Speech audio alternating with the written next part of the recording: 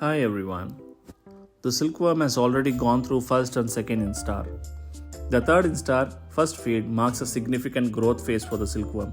The silkworm is very active during this time and requires constant access to fresh mulberry leaves, which are its primary food source.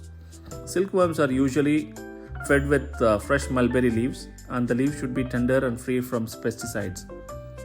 Sericulture requires a constant and controlled environment, especially during this molt, and preferably the temperature should be maintained between 25 to 28 degrees and the humidity should be around 80%. We should ensure that the silkworms are able to move freely and the growth should be constant.